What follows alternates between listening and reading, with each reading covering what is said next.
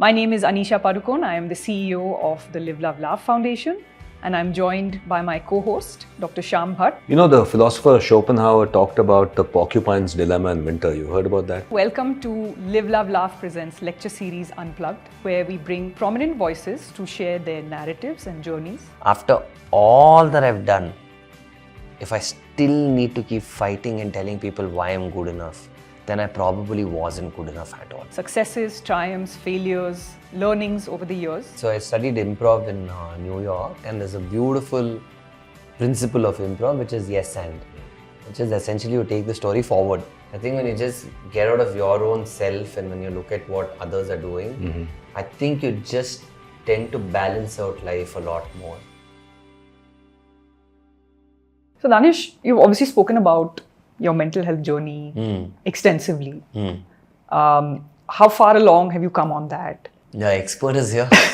He has to tell me, because I remember many years ago when I didn't know how to wrap my head around what was happening with me. I reached out to him. I didn't know anything. You remember, right? I remember. It was pure. It was as innocent can be, I guess. So I think you should tell me, how do you think I'm... No, Danisha, what I do remember though is that very early on you had the courage, and at a time when nobody was talking about mental health, I think you had the awareness and the courage to actually start talking about it and seek whatever support you needed, which was a rarity at that time. I see that there's a great perspective that is helping you manage a very difficult and a busy career along with all the challenges in life. I think I got very lucky that I could piece this together, and it's taken obviously a mix of 2-3 things. Like there's one is the psychology aspect where you talk to a therapist. I've realized for me it doesn't work, but seeing a psychiatrist really helped me, because I think the medication aided me to calm my own mind down in order for me to be able to read, listen, watch, consume stuff that was bothering me, and kind of assimilate all of that, and kind of take all that information in and make sense out of life and how people are and what works for me, what doesn't work for me. As a result of which, it's taken me a little over a decade, but I'm not complaining about it. And I feel like I'm personally, mentally at a much better place than I was about 10 years ago. I've really evolved. But just to clarify, I think psychiatrists, while it's true that psychiatrists largely prescribe medicines, a therapist could either be a psychologist or a psychiatrist. Right. And I think in your case, you mentioned that the medicines were very helpful, but you didn't find therapy as useful. Although usually for a lot of people, they find that medicines are required, as Danish was saying, because without the brain relaxing, they're unable to actually engage in therapy. But we often find that therapy also helps, and in your case, I think maybe while you didn't do formal therapy, the other way. I was just going to say that. You've done a lot of reading, introspection, conversations. I mean, you've thought through a lot of things. It's not just, I feel, the medicine was obviously an important part of it, but also those insights. A lot of young people, they either feel like they're imposters, there's an imposter syndrome, or they don't really know themselves. I know that. I know what so you're saying. This journey of 10 years is about a journey of self-discovery also, right? Absolutely. I agree. I think the one thing that, like certain things that I've learned about myself, for example, earlier I would do things that even if I wasn't comfortable doing them, I would just do them because everybody else was doing them. Now it's either I want to do it or I don't want to do it. It's like that. If I'm not comfortable, I'm not going to come there and make myself uncomfortable or make the people around me feel like, why have we called this guy? Right. Earlier, I would let the trigger happen, let the spiral happen, go all the way to the bottom of it and then be like, please save me. Now, if the trigger is there, I at least can recognize if I'm slipping down. If I'm going down a slope, I can easily identify it and then bounce back in 2-3 days itself. I can just quickly figure out what. So it's not like I'm like, it's all roses and thing. But now I can just pick myself up a lot faster. So there's a lot of self-awareness. Correct. Self-awareness, there's a lot of self-awareness. So now it's in terms of navigating through my mental health journey, it's a lot better. Yeah. Like certain things that I know will make me, sad or this or that. I just try that. I try not to kind of, if it's good sad, it's okay. Like healthy sad. You know what I mean? Yeah. By healthy Of sad. course. Sometimes you have to be sad also. 100%. So healthy sad, I'm okay. But if it's something that's making me uncomfortable, then I just say, Yeah. In essence, you maybe also started taking better care of yourself, understanding more about yourself, like Shyam said, self-awareness. Self-awareness. Which has allowed you to take better care of yourself, whether that's drawing boundaries or whatever it may be. Yeah, but self-awareness, I don't mean by self-indulgence. Yeah. Sure. Like I'm not being like me, my way or the highway. It's not that. Right. There is a middle ground. There is a middle ground to every situation, like I said, right? Like you're also cognizant of what the other person's going through. But like certain things that I don't want to do, like if I'm not comfortable doing, I don't do it. So Danish, you spoke about, you were talking about persistence earlier, right? So you go through this whole journey. Sometimes it works out, sometimes it doesn't work out. What do you think helps you stay persistent, and what are those moments that you realize that I need to stay persistent, or maybe not? Like for me, at least as a child as well, even when I went to boarding school, I had to be that guy who stood out because of my humor, or because I could imitate people or whatever. So I think it's that desire to stand out, because I thought humor made life a lot easier for me. So even now it's like that. Like for me, I know that it helps me stand out and just do my own thing, like stake my own ground. That desire, where it comes from, I think it's just conditioning. Because when you grow up with so little, when you grow up with whatever, like fights at home and this and that, you just realize that you have to make your own world versus taking the world that you come from along with you, I think. Right. Psychologists sometimes, we see humor as a defense mechanism, which means that a way of dealing with uncomfortable feelings, a way of dealing sometimes with our interpersonal relationships. So I think, you had a natural predisposition probably for it, and then you discovered the power of it, right? In some ways to transform certain feelings, to manage things. So I studied improv in New York, and there's a beautiful principle of improv, which is yes and. Which is essentially you take the story forward. You never say no. Whatever comes, you take it forward and go. And I've realized a lot of how I live my life is yes and. I have stopped. And I have tried to fight something. Right.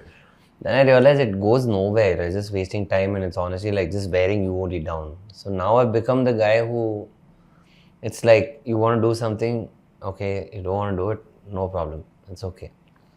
Let's take the story forward. Whatever comes next is more important than what is there now, what's happening now. In Buddhism, they talked about something they call the law of dependent origination, which is just a way of saying that everything that happens to us in life, each factor depends on countless other variables for that to happen. And each of those variables is likewise linked to countless variables. Yeah. So the idea is that we have full control over our destiny, which is kind of the Western ideal I think they're pushing on the world, is actually toxic, that idea. This idea is very, it sounds like it's helped you find strength.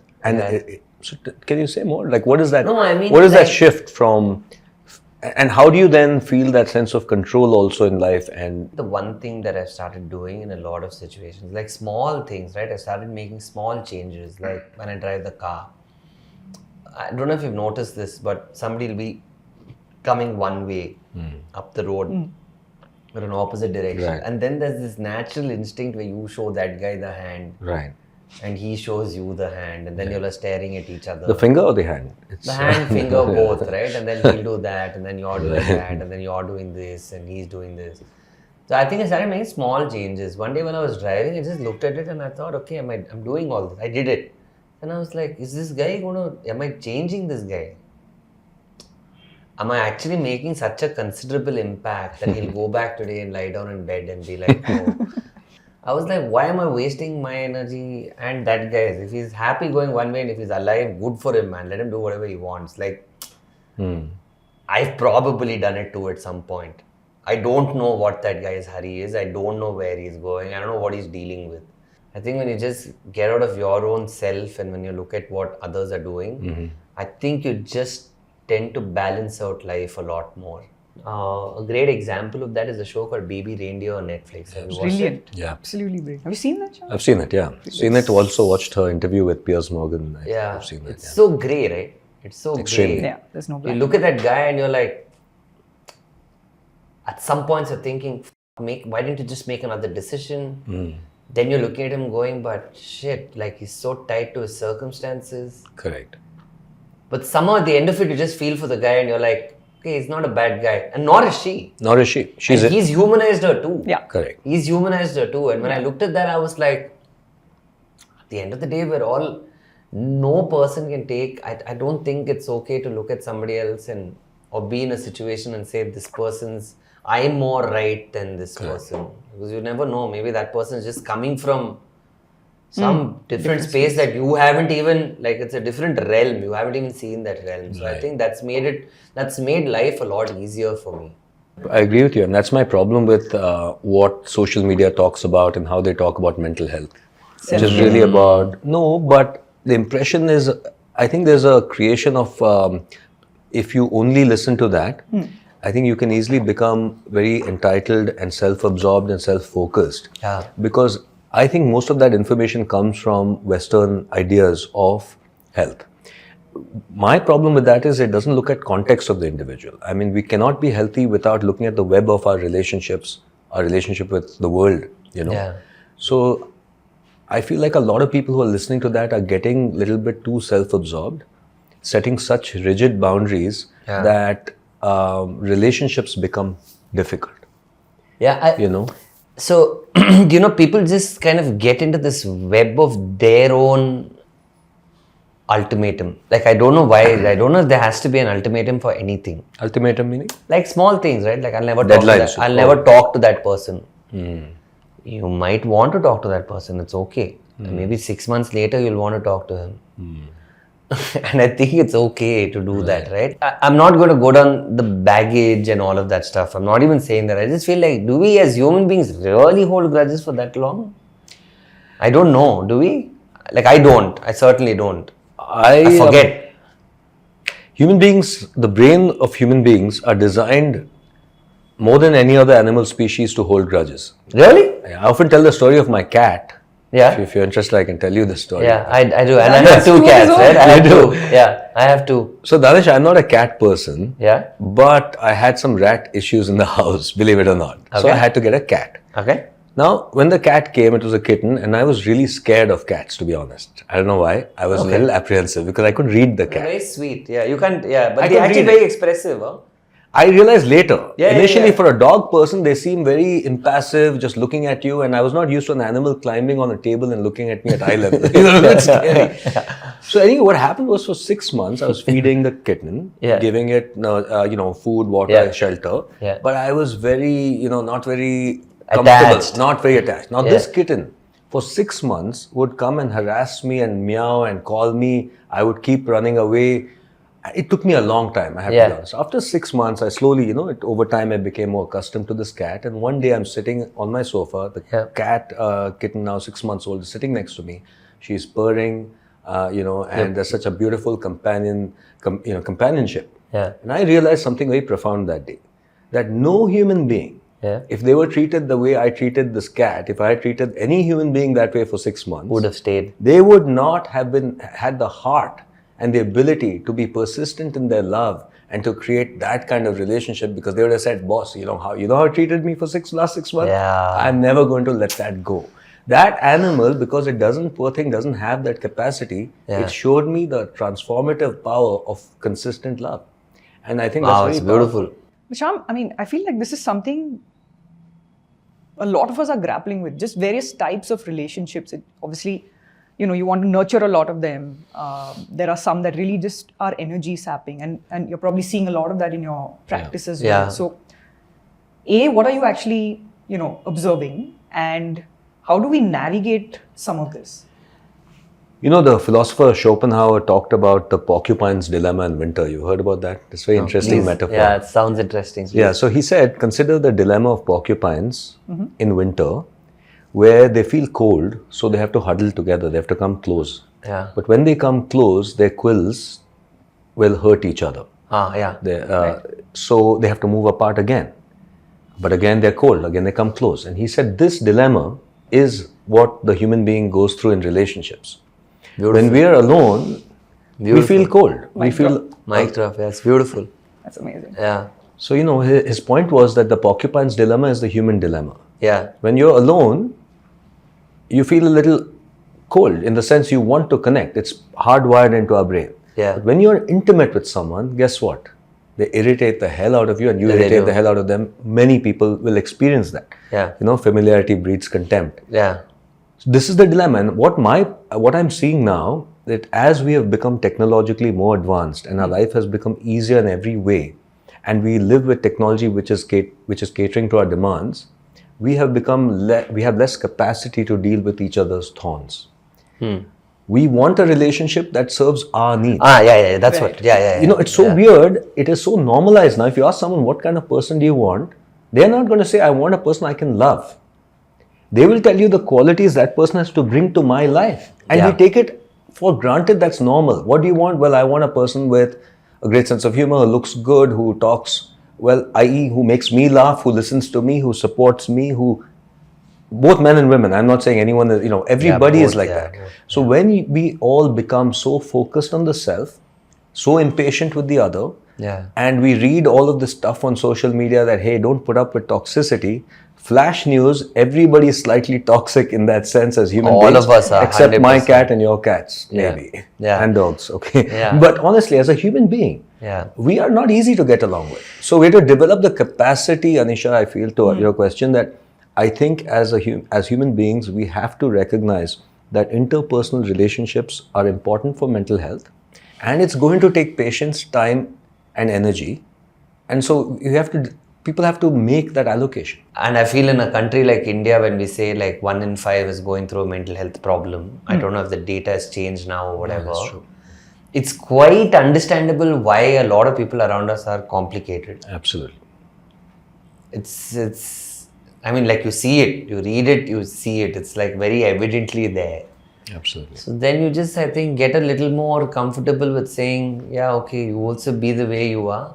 And if you're not getting along, don't try to get along. It's okay. You can just say, and I think a lot of people also have to take responsibility for themselves. Like, see a therapist, see a psychiatrist.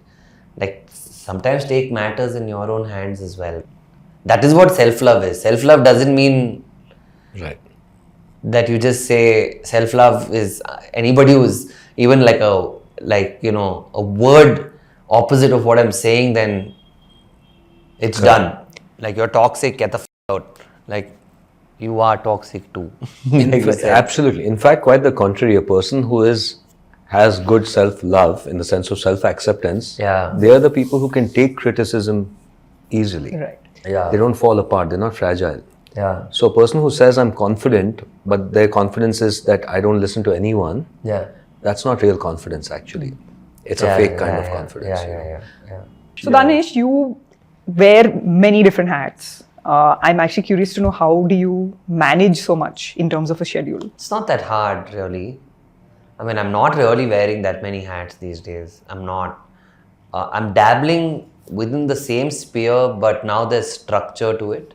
Like, for example, when I work with brands, it's become more agency driven, and I'm really grateful to the writers that I work with, because I think they've drawn boundaries with me more than me drawing boundaries with them, because I have thoughts at 1 in the morning and then I'll message it on the group.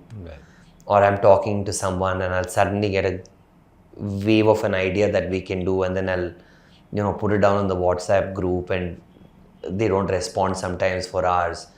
And initially it would irk me, but then I just realized thank God they're doing it, because otherwise I'll be on all the time. India as a country itself is also getting to a point now where Saturdays and Sundays are taken seriously. Especially with agencies, and because a lot of the agencies that I work with, advertising agencies and, marketing companies and so on and so forth, and brands, a lot of the crowd that's there now is a lot younger. And I'm so grateful that they're there in it, because they don't work Saturday, Sunday. They have boundaries. Yeah, they don't work, and I'm so glad they don't, because when they don't, it means that the system around them also doesn't.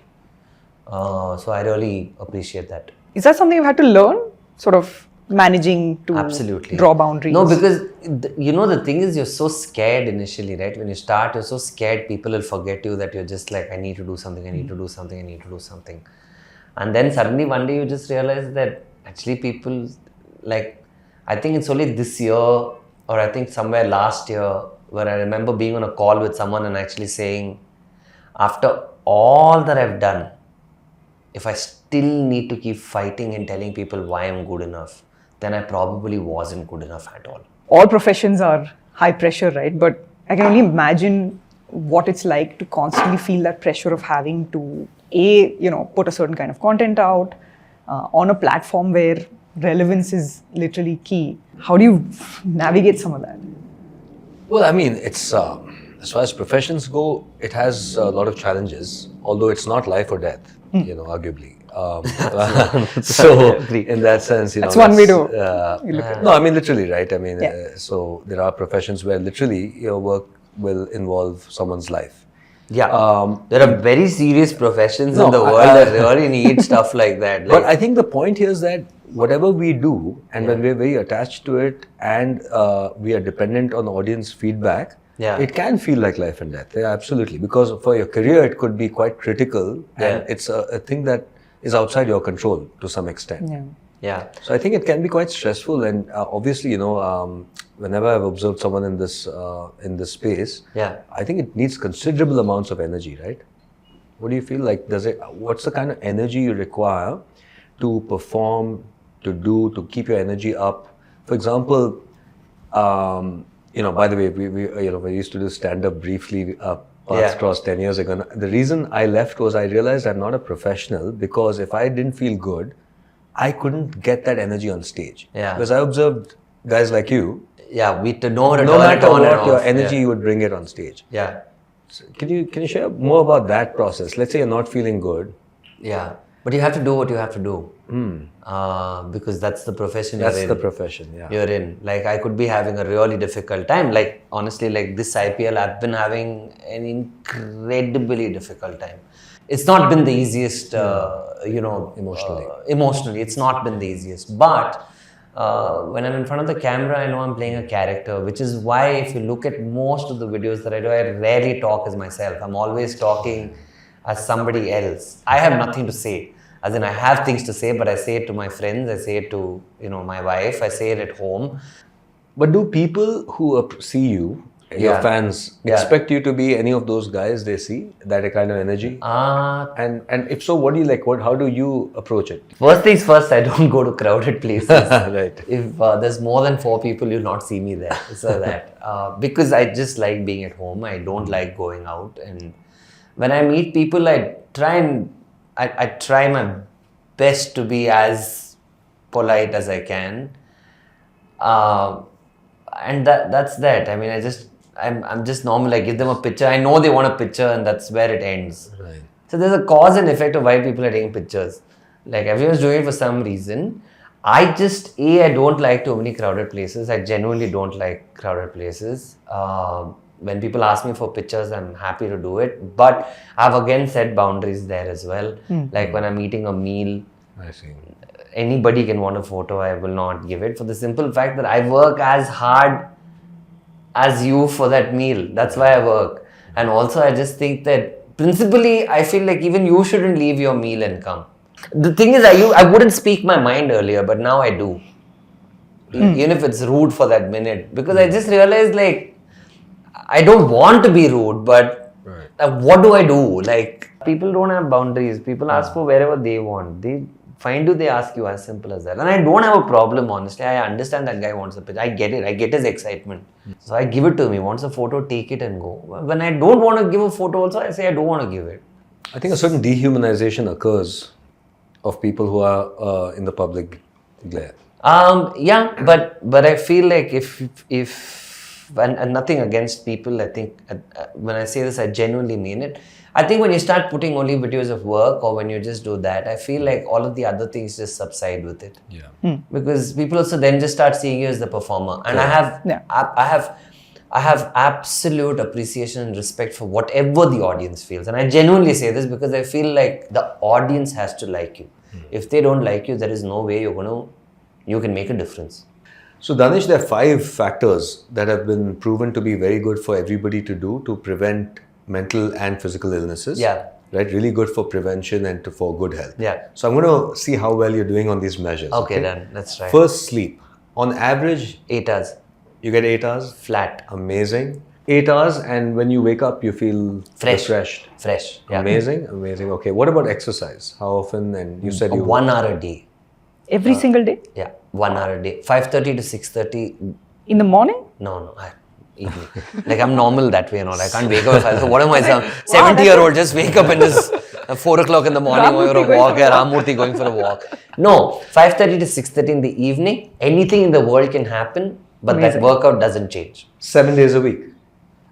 6. Amazing. 1 day is just to like relax. Next we come to nutrition. Yeah. How clean do you eat? Very clean. I eat food mostly at home. And even if we go out for dinners, we've just decided that if we're going out for dinner, we might as well spend and eat in the right place than just eating anything that comes our way. Right.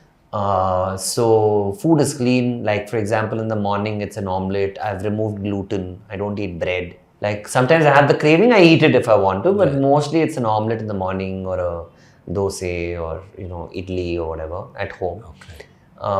Afternoons again is, dal, rice, vegetable, salad, some chicken on the side or something like that. Night again is a salad and soup situation. So it's very good. Very healthy. You're acing this. Along with, of course, I realized that the vitamins are very important and we don't necessarily get nutrition fully in our food. Right. And I've just realized that about 2.5, 3 months ago. So now I take supplements for whatever is necessary, and I think that's really helping as well. Okay, amazing. Yeah. Do you take time out, just to chill, not really do stuff? 100%. A little meditation maybe? No, not meditation, but I do take time out to just chill and do nothing. Nice. So earlier, I'll give you an example. When I would go for holidays, I'd be on my phone. Now when I go for a holiday, I just throw my phone away. I don't even see it for 4 days. How often do you do that? Once every 6 months. So a full detox from the phone. Complete. Amazing. Complete. Finally, I think you've talked about this. How much time do you have to spend, with family, loved ones, friends? Do you make time? All the time in the world, yeah. Because I work at home, right? So unfortunately, the family is like my wife, and she's there. So I spend. Not like we're just even she goes away sometimes. I go whatever. But I'm saying we spend we have a very good routine. In the mornings we get coffee together, sitting in the balcony. Nice. That's something that we've done for 4 years now. Every morning. You have nature around you, like trees and so on? Yeah. Amazing. Yeah. So I face the army area. So I face. Oh, wow. So it's beautiful and green. The trees are famous. They come in all his videos. Yeah. Oh, those are the trees. Those are the trees. I see, yeah. So we get coffee together. And even in the night when I usually come back from the gym, or when, she comes back from a workout or work or whatever, then again we spend some time together in the night. That's such a healthy couple when you say, when I come back from the gym and my wife has come back from working out, there's a lot of health obviously. Yeah, there is, and we both of us don't mind it because I don't do that gym stuff to look a certain way. That is a part of it, yes, but I just realized largely it really helps my mental health to just sweat it out for that 1 hour. I've realized it works for me. Research says it works for everybody, most people. So that's good. How do you think he's done on these questions? Non-professional opinion, I would give A++. He's pretty much aced it, I agree. Yeah, he'd get a star if he was in school. That's amazing, Danish. I think I'd give you 9 out of 10. Okay, where do I lose that 1 point? I'm cutting 1 point because you're not doing yoga and meditation. Yeah, I'm a little biased, I think it does help. So you've got a great workout. So I'll tell you my form of yoga and meditation also if you want. Sure. I do, technically every day I do. Because I finish my run and the last kilometer that I walk, that one stretch I listen to instrumental music, which is some whatever, Relaxing music. Relaxing instrumental music, and I walk very slowly on my way back home. Noticing all what's Seeing happening. Everything mindfully. Mindfully. Well, then I think he's slowing back there 0.5. So I thought at one point. I knew it, but I can't sit down and do this. Listen to Amazonian rain, Cherrapunji rain, Bangalore rain, and then you're just playing these. I can't do that. But this stuff I do. I do it. That's pretty good, actually. Yeah. So half point for handwriting. Half point for effort also, I think. Effort and handwriting. Yeah, absolutely. Good job. Well 9.5 done, out of 10 is excellent. Thank you. Yeah. So Danish, you've spent a considerable amount of time with a lot of very successful people, including athletes. Yeah. What have you really learned from them, and is there any of that you've actually maybe imbibed in your own routine? Yeah. I actually have spent a lot of time with athletes, and I've learned a lot about not just profession but also life. Just looking at them and observing them. Like, none of us are having really big wins, are we? We're not crushing it every single day. Right. We're not going back like, hey, I've killed it today. None of us are doing that shit, right? So we're like, yeah, you win sometimes. Sometimes you just don't win. You don't. When you look at a sports person, you realize they can win or lose with every ball. Because if they don't hit a 6 and it's a dot ball, it's still considered a failure. Right. And at the same time, if they take a wicket, it's considered a win. But if they don't, then it's again considered a failure if they go for a 6. So when I look at sports people, I've realized that these guys just pick themselves up so quickly. So quickly. Like, it's not like after one game, it's after every ball. And I think that's just fascinating to see how they do it. There's no moment that defines your life. Right.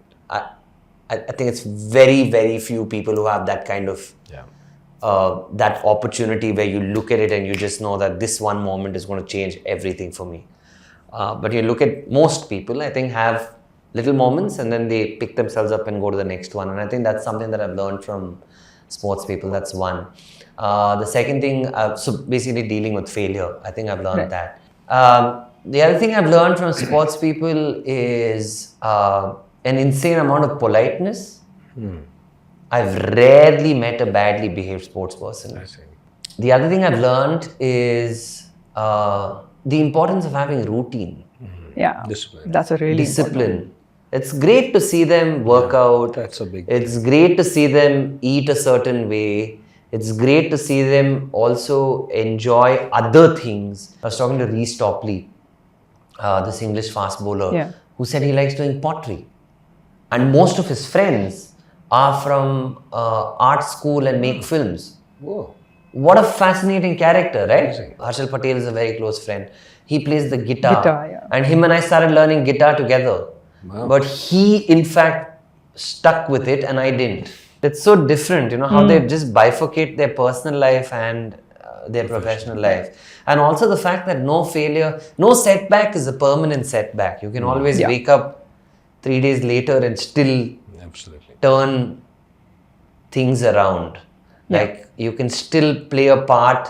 Like, I've realized, I think sport is the only place where even if you lose, but if you try hard enough, the audience will applaud you. Which means people's efforts are never gone amiss. Right. On that thread, last question. Any, I don't want to use the word advice or suggestions, but any last thoughts that you have that you want to share with the audience? Most of life is just trying to find perfections among all the imperfections that exist.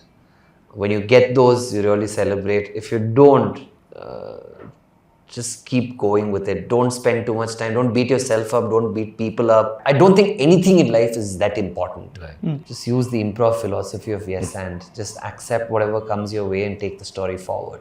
And if you want to deny it, then just say no, but give a solution. I think it just makes life a lot easier. So Danish, I can't begin to thank you enough No, thank you. for making it all the way from central Bangalore to be with us today. No, I wouldn't do it for anyone else. I mean, I wouldn't do it because, I mean, to be honest, I mean, Shyam has played a huge part in my life. I mean, he initiated what could have otherwise been a very different story for me. So thank you, and I wouldn't ever not do that. I think it's important to be grateful, and Ani, you're a friend, and I've always found great joy in associating with the LiveLoveLaugh Foundation, purely because of what you'll stand for and what change you'll want to make to the people in the world. Somebody needs to watch out, and I think LiveLoveLaugh Foundation does that, and I think it's good that you all are doing it for people. Yeah. Thank you, Danish. It's obviously a real pleasure for me to see you, over these last many years grow, not just in your career, but as a human being with all the insights. And I think it's been an amazing conversation we've had today. So thank you so much. Thank you. I think just last thing if I can add, Danish, as a fellow Bangalorean, but also just for all of us at the foundation and otherwise, and people that I speak to about your work, I just think the amount of joy, what you talked about as an entertainer, right? The amount of joy that you give all of us at our maybe worst moments is something that we all really, really look forward to. I'm sure you've heard that before, but I really hope you know that. And I'm very lucky and blessed. I think that I have that place in the society where I can actually make people laugh for that 1 minute. And I realized in order for me to be able to do that, I need to also laugh a lot more. I think that's amazing, Danish. Art, empathy, travel light with gratitude is what you said, and that's beautiful. I didn't say it that way. I said it in pieces, but I think that those are 4 things. I think, like in Hyderabad they say lightly omia. They say lightly omia. They say, which is basically just take it light, bro. There's nothing. Honestly, there's nothing that demands so much attention. There really isn't anything that needs so much stress. Absolutely.